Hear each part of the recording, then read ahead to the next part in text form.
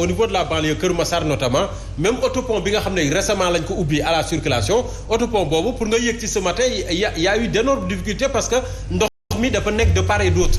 Donc est-ce que amuñu ñun problème mu conception est-ce que amuñu problème mu peut-être pour adapter infrastructure kenn bañu ko mais au moins yi fi ne nañ leen jekk-jekkal ba nga xam ne war na mën a baax. pour nit ñi également di ko mën a jëriñoo en toute sérénité. waaw merci beaucoup Simon xam nga situation bi moom yàgg na yaakaar naa ni ça fait des années ñu ngi ciy wax. donc et je pense que dañu continuer di ci waxaat rek di jooyaat comme ni ñu jooyee woon daaw. parce que li muy tekki rek ça montre que il y a un manque de volonté manifeste de la part de l'État. parce que je pense que la question de l'inondation bu ko état bi jëloon def ko priorité. waxuma la dina wàññeeku ci dina jeex ci Sénégal mais dina wàññeeku bu baax a baax a baax. réew yi nga xam ne ni nga tey réussir nañ question boobu ba régler ko. wan nañ ni question de l'inondation question bu ñu war a mën a régler la. donc man li ngay wax léegi ci Kër Massar. donc xam nga ñun on tâtonne souvent avec le développement ñun dañuy tâtonner. c'est-à-dire li nga wax léegi dafa am solo. baax na c'est beau et bien ñu def des infrastructures colossales. mais na conception bi baax non seulement na conception bi baax mais priorité dafa am ci développement. développement il faut que ñu dem à la base. procédure la il faut que d'abord les questions fondamentaux ñu régler ko d'abord. mais autopont bi priorité la parce qu'on a vu Kër Massar souffrir des embouteillages. c'est une priorité moo tax ma ni baax na c'est beau et bien ñu def des infrastructures colossales. mais il y a des questions fondamentaux yoo xam ni que dañ ko war a régler au préalable. tey Kër Massar ku dem zone bu mel ni Kër Massar def nañ ko département. mais ku xam en réalité xam ni Kër Massar du woon zone boo xamante ni waroon nañ ko ériger département ci moment boobu. donc c'est un cadeau empoisonné boo xam ni que c'était ay contexte élection locale moo tax ñu fooxalee leen ko parce que lu tax waru woon a nekk département ci contexte boobu. parce que boo demee Kër Massar li muy màgg ak explosion démographique bi fa am yépp amul benn infrastructure de base boo xamante ni préparé nañ ko avant que ñu koy ériger département et je pense que infrastructure yooyu moo waroon a gën a taxaw. moo waroon a jiitu nga xamante ni bu ñu ériger département rek da koy accompagner rek mën a tenir tête surtout nag explosion démographique bi ñu fa nemmeeku. Kër Massar aujourd'hui carrefour la adduna bi yépp ñu ngi foofu. donc léegi bu ñëwaat ci question inondation bi ana projet bi ñu waxoon ne 2019. waxuma mooy jeexal inondation Sénégal mais daf koy wàññi bu baax a baax projet ak milliards yi ñu ci investir yépp mu amoon phase 1 ak phase 2 phase 2 bi ñu réaliser ko ci zone yu bëree bëri ñu def phase 1 bi du moins phase 2 bi ñu nekk ci zone Kër Massar ba gas ay kamb nii plan directeur bi def nañ ko après finalement lu ñu def dañu ranger projet bi dans les tiroirs ne dañu manquer financement. mais peut-être bien nag projet bi am na quand même lu mu saafara am na gox yoo xam ne xëy na plan décennal bi sax bi war a jeex ren plan boobu tam am na lu mu c'est vrai c'est un très bon projet. waaw parce que am na zone yoo xamante ni tey macha allah ñu ngi sant yàlla. mais si phase 2 bi le problème bi nekk. parce que neen dañu am gap de financement dañu am problème mu financement mais depuis daaw.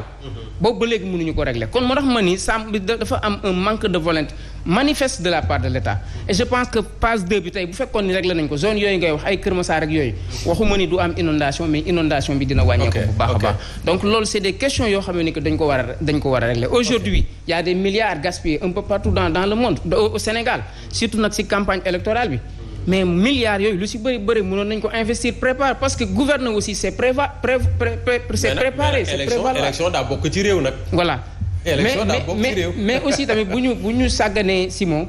dundu nit ñi dafa am solo. gis nga se déplacer ci waxtu woo ko mënee. loolu lu am solo la. loolu aussi il faut ñu koy bàyyi en considération. d'accord Baba peut-être lii peut-être également situation la bu xaw a bette.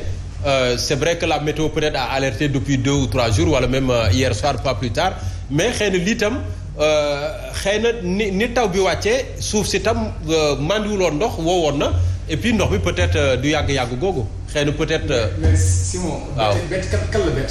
situation bi la bett c'est-à-dire bett bi nga wax. ñëpp la bett. gouverner c'est prévoir. non mën na bett ñëpp kilifa yi. non Simon may ma tuuti ma wax la. la météo l'ANACIM. waaw au mois de mars. a averti maanaam. waaw ñi saytu jaww bi. waaw te di ñu joxal ay digtal. waaw ñii di dem di béy ñii di dem di nappi. waaw ñi koy saytu doon noo waxoon ni. nawet bi dina teel. te dina bëri ndox. d'accord mais man j'ai pas affirmé. j'ai posé une question. loolu mbetteel mënu ci am.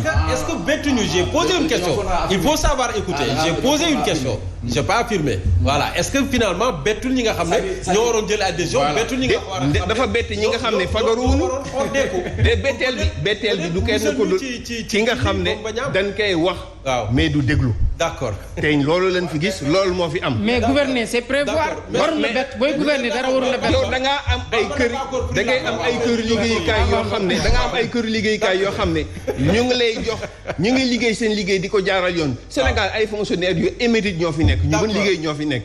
di def seen liggéey di ko def normalement. di def la ñu war a di ko bind di ko jox fan ko war a joxe. mais ña war a dogal ñoo dul dogal. waaw mais ba léegi rek sama question day ñëwaat. Bamba est-ce que situation bi est-ce que taw bi tam. bettul nit ñi. non moom laay wax. waaw ma ne xaw ma. et j'ai posé une question. merci beaucoup voilà. et je vais répondre. ma ne xaw ma kan la bett. waaye askanu Sénégal bettu leen. xaw ma kan la bett. waaw waaye ku yàgg dugg les grandes gueules bettu leen. xaw ma kan la bett. waaye ñi nga xamante ne ñu nga sa mën ba bettu leen woon. mën naam nag mu bett nag gouvernement bi état wu Macky Sall mën naam ñoom mu bett leen. waaw waaye ñun moom bettu ñu woon parce que yàgg nañoo toog fii di wax. yow mii ma jox question bi sax waxoon nga fii si grande gueule ne bis bu tawee. lépp dina leer boobu daaw waaw lépp dina leer ma ne jafe-jafe daaw nag. ak parce que boo fekk werante bi bëri na. ñaata milliards lañ ci dugal est-ce que baax na est-ce que baaxul. jafe-jafe ma ne leen bés bu tawee lépp dina leer. parce que yàlla dina àtte. jafe-jafe daawati jéeg. waaw ak daaw yi ba tey jafe-jafe yaa ngi. moo nekkaat daa gën a doy waar. li gën a garaaw mooy dañoo wax ne bu tawee dina tooy waaye léegi dafa taw ba pare lóor. dafa lóor c'est-à-dire ñun ñi nga xamante ñoo jóg si banlieue bi il faut que parfois ñu dem si banlieue bi xam dafay xew. banlieue bi bu xiinee ñëppay tiit. bu xiinee ku nekk yéeg commencé yéeg si kaw adduwaat yi di defar mbedd yi di defar parce que say moyen bariwul. te boo demee Kër Massar tey photo bii ñu dugal sànq man mooy 5 ñu boole ma parce que fii laa jógee photo bii.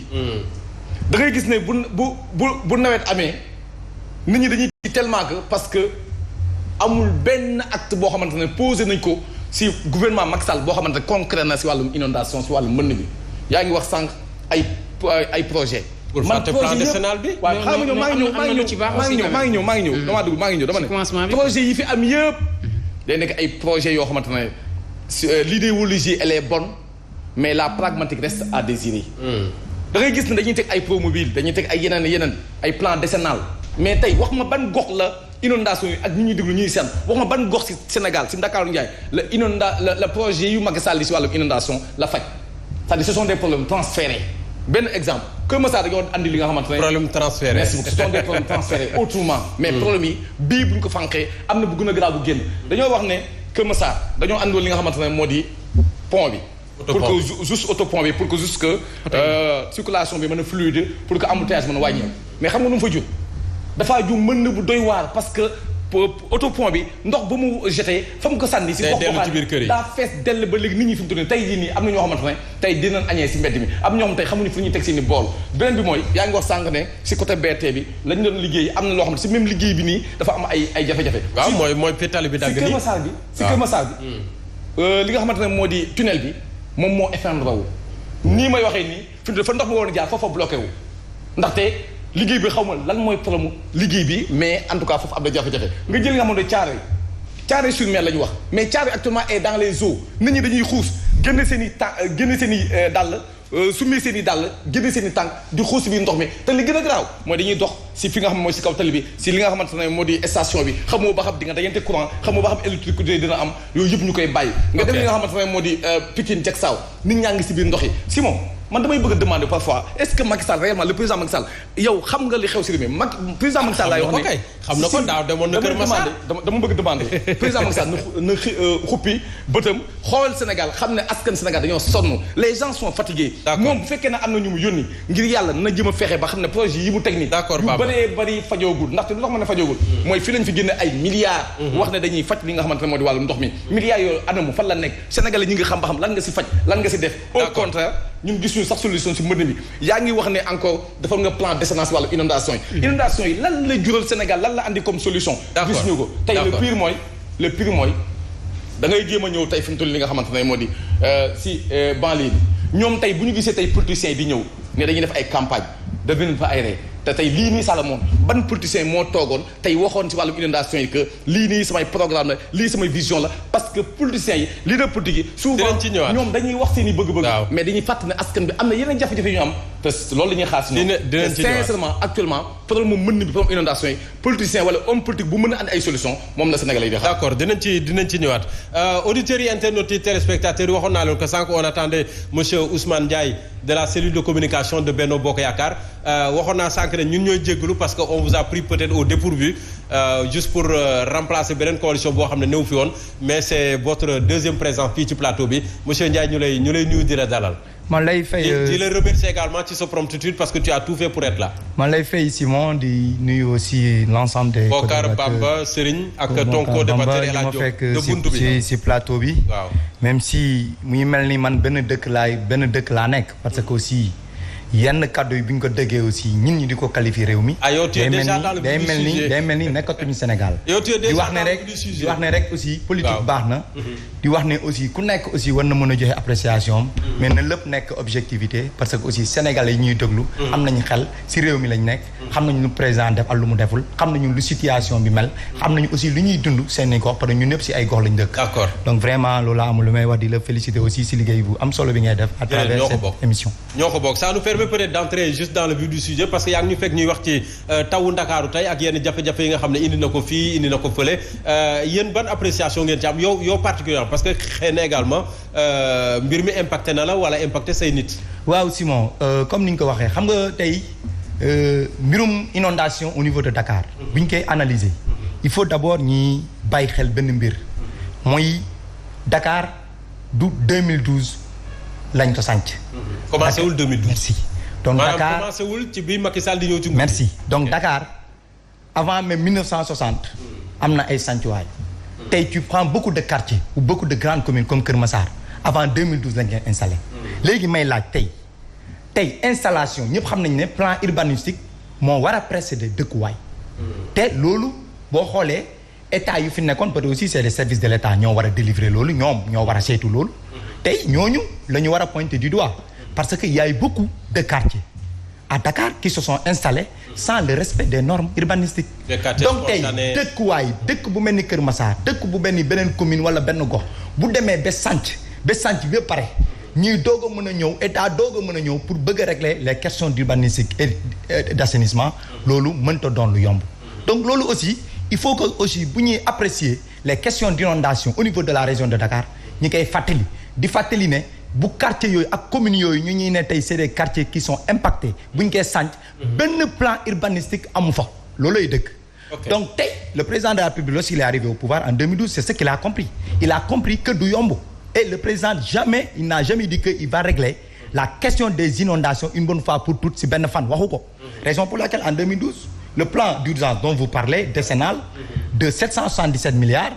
boo xamante ne de 2012 à 2022 ren yi la war a jeex ñu engagé ko à travers aussi le projet boo xamante ni il a dit donc aujourd'hui aussi du yomb